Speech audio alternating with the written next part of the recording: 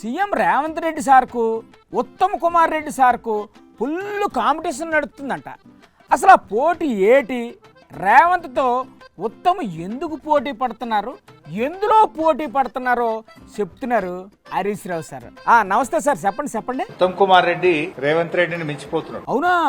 ఎందులో మించిపోతున్నారండి? దేంట్లో? అబద్ధాలు అంటే రేవంత్ రెడ్డి సార్ అబద్ధాలు చెప్తున్నారా? అబద్ధాలకు బ్రాండ్ అంబాసిడర్ రేవంత్ రెడ్డి. ఉత్తమ్ కుమార్ రెడ్డి గారు ఎందుకు పోటీ పడుతున్నారు? అబద్ధాలాడి రేవంత్ రెడ్డి సీఎం అయిండు. ఆయన కంటే తక్కువ అబద్ధాలు ఆడినా అందుకే సీఎం కాలేదు అనుకుంటుండో ఏందో. అవును సార్, ఆ పక్క రాష్ట్రంలో కూడా ఇలాగే అబద్ధాలు చెప్పి ఒక ఆయన సీఎం అయ్యారని వైఎస్ఆర్సీపీ నాయకులు రోజు మొత్తుకుంటున్నారండి.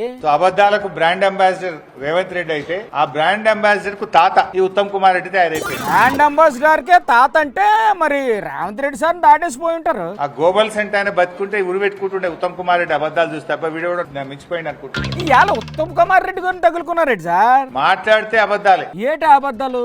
ఇవాళ కూడా మాట్లాడుతూ రాయలసీమ లిఫ్ట్ ఇరిగేషన్ గురించి మాట్లాడుతున్నాడు. ఆయన మాట్లాడిన మాటలకు మరి మీరేటి చెప్తారు? రాయలసీమ లిఫ్ట్ ఇరిగేషన్ పనులను గ్రీన్ ట్రిబ్యునల్ ద్వారా స్టే తెచ్చి పనులు ఆపిందే బీఆర్ఎస్ ప్రభుత్వము. మరి ఇప్పుడు వాళ్ళు ఏం చేస్తున్నారు? ఇలా రేవంత్ రెడ్డి ఉత్తమ్ కుమార్ రెడ్డి ఇద్దరు కూడా చంద్రబాబుకు దాసోహం అయిపోయింది. రేవంత్ రెడ్డి గురుదక్షిణ చెల్లించుకుంటుండు. సరే, రేవంత్ రెడ్డి గారిని చంద్రబాబు గారిని పక్కనట్టండి, మధ్యలో ఉత్తమ్ కుమార్ రెడ్డి గారికి ఏంటండి సంబంధం? ఉత్తమ్ కుమార్ రెడ్డి కూడా భార్యాభర్తలు ఇద్దరు పోయి చంద్రబాబు గారిని కలిసి బజ్జీలు తినొచ్చిండు. అంటే బజ్జీలు తినడానికి అంత దూరం వెళ్ళాలా? ఓకే, తిన్నారే అనుకుందాం, అందులో తప్పేటుంది గురుగారు.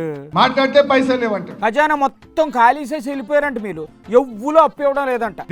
దివాలా అని మాట్లాడతారు. మీ వల్లే రాష్ట్రం దివాలా తీసిందంట. నా దృష్టిలో ఎవడైతే తెలంగాణ రాష్ట్రం దివాలా అని మాట్లాడుతుండ్రో వాళ్ళంతా దివానాగాన్లే. ఏటి సార్ ఏటన్నారు? దివానాగాడు ఎవడన్నా అయితేనే వాడు దివాలా అని మాట్లాడు. దివానా క్లైమాక్స్ లో పంచ్ డైలాగు అదిరిపోయిందండి. ఓకే.